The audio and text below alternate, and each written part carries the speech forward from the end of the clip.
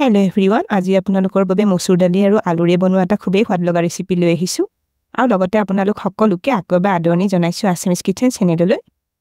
মসুৰ দালি আৰু সৰু আলুৰে অলপ বেলেগ ধৰণেৰে বনোৱা এই সবজিখন খাবলৈ সঁচাকৈ খুবেই সোৱাদ লগা হয় আশা কৰো আপোনালোকে আজিৰ ৰেচিপিটো নিশ্চয় ভাল পাব তেনেহলে ভিডিওটো শেষলৈকে চাই থাকিব মসুৰ দালিৰ আজিৰ ৰেচিপিটো বনাবলৈ মই ব্যৱহাৰ কৰা ইনগ্ৰেডিয়েন্টছখিনি আপোনালোকে স্ক্ৰীনত দেখিবলৈ পাইছে এয়া মই এবাটি মসুৰ দালি বাচন এটাত লৈ লৈছো এইখিনি দালি মই 4 জন মানৰ জুখাৰে লৈছো এতিয়া দালিখিনিত পানী অলপ দি লৈছো এই দালিখিনি এতিয়া পানীত আধা ঘণ্টা মান সময়ৰ বাবে ভিজাই থৈ দিম তাৰ পিছত এইখিনি ধুই লম এইফালে 150 গ্ৰাম মান সৰু আলু লৈ লৈছো এই আলুখিনি মই ভালদৰে ধুই সাফা কৰি লৈছিলো আলুখিনি এতিয়া আগতে এবাৰ সিজাই লম এই আলুখিনি মই কুকাৰত দুটা হুইছেল লহালৈ সিজাই ললো এইখিনি এতিয়া ঠাণ্ডা পানীত ভিজাই থৈ দিছো এতিয়া আলুখিনিৰ বাকলিখিনি এৰুৱাই লম ঠাণ্ডা পানীত অলপ সময় ভিজাই থৈ দিলে আলুখিনিৰ বাকলিখিনি এৰুৱাবলৈ সুবিধা হয়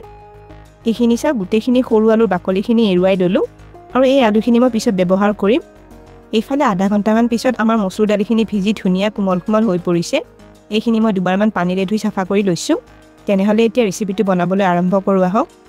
এয়া কেৰাহীত গৰম কৰি লোৱা মিঠা তেলত আধা চামুচ জিৰা গুটি দি ললো এইখিনি ফুটি অহাত এটা মিহিকৈ কাটি লোৱা পিয়াজ দি লৈছো এইখিনি অলপ সময় ভাজি লম 1 মিনিট মান পিয়াজখিনি ভাজি লোৱাৰ পিছত এই আধা চামুচ আদা নহৰু পেষ্ট দি লৈছো এইখিনি মিলাই আৰু অলপ সময় ভাজি লম এই পিয়াজ আৰু আদা নহৰুখিনি ভাজা গৈ ৰঙচুৱা হৈ আহিছে এতিয়া ইয়াতে এটা মিহিকৈ কাটি লোৱা বিলাহী দি লৈছো এইখিনি এবাৰ মিলাই লম এতিয়া ইয়াতে আধা চামুচ হালধি দি ললো এয়া জিৰা গুৰি আধা চামুচ দিছো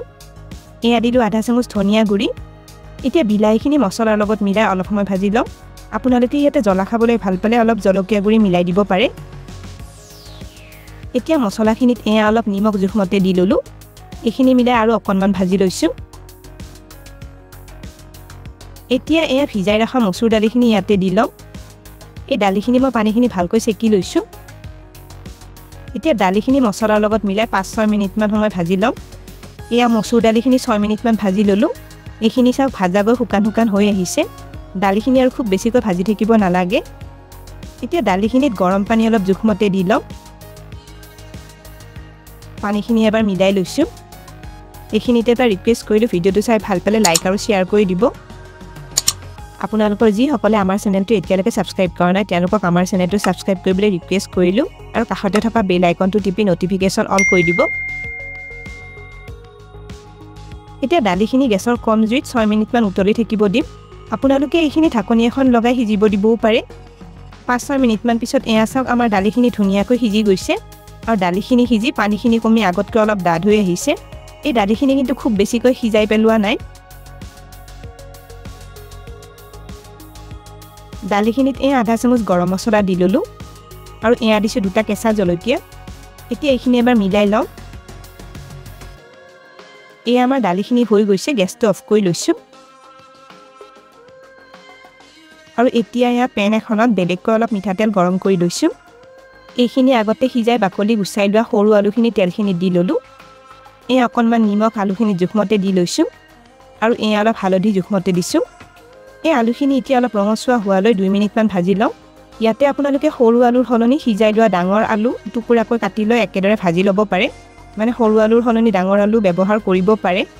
এইখিনি চাওক আলুখিনি আমাৰ ভাজা গৈ ধুনিয়া ৰঙচুৱা হৈ আহিছে এইখিনি এতিয়া দালিখিনি দি লম এয়া মসুৰ দালিখিনি আকৌ গেছত বহুৱাই লৈছো ভাজি লোৱা সৰু আলুখিনি অলপ অলপকৈ ইয়াতে দি লম আলুখিনি দালিখিনিৰ লগত মিলাই এইখিনি 1 মিনিট মান এবাৰ উতলাই লম আৰু এইখিনি আমাৰ হৈ গৈছে এতিয়া পেনখনত ৰৈ যোৱা তেলখিনি আকৌ এবাৰ গৰম কৰি লৈছো এই আধা চামুচ কালজিৰা তেলখিনি দি ললো এই এটা শুকান জলকীয়া দিছো আৰু এই আধা চামুচ মিহিকৈ কাটি লোৱা নহৰু দি ললো এইখিনি মিলাই এবাৰ ভাজি লম আৰু এতিয়া কেইটামান নৰসিংহ পাত ইয়াতে দি লৈছো আকৌ এবাৰ এইখিনি ভাজি লম এইখিনি মই দালিখিনিত খুৰণ মাৰি লম এয়া দালি আৰু আলুৰ সবজিখনত লগে লগে গৰমে গৰমে তেলৰ ফুৰণখিনি ঢালি লৈছো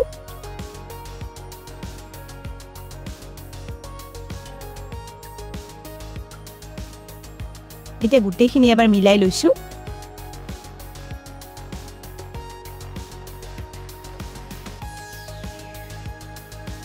দালিখিনি এবাৰ উতলি আহিব দিম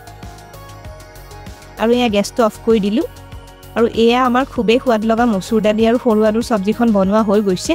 এইদৰে বনোৱা দালি আৰু আলুৰ দম বা চব্জিখন ভাতৰ লগত খাবলৈতো ভাল লাগে ৰুটি বা পৰঠাৰ লগতো এই চব্জিখন খাবলৈ খুবেই সোৱাদ লাগে তেনেহ'লে আজিৰ ৰেচিপিটো কেনে পালে কমেণ্ট কৰি নিশ্চয় জনাব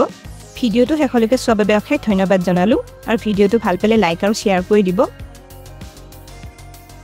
স্ক্ৰীনত দেখা পোৱা ৰেচিপিকেইটা চাবলৈ মই ৰিকমেণ্ড কৰিলোঁ ভিডিঅ'কেইটা চাবলৈ ৰেচিপিটোৰ ফটোখনৰ ওপৰত ক্লিক কৰিলেই হ'ল তেনেহ'লে আজিলৈ আহিছোঁ আকৌ লগ পাম আৰু এটা নতুন ৰেচিপি ভিডিঅ'ৰ সৈতে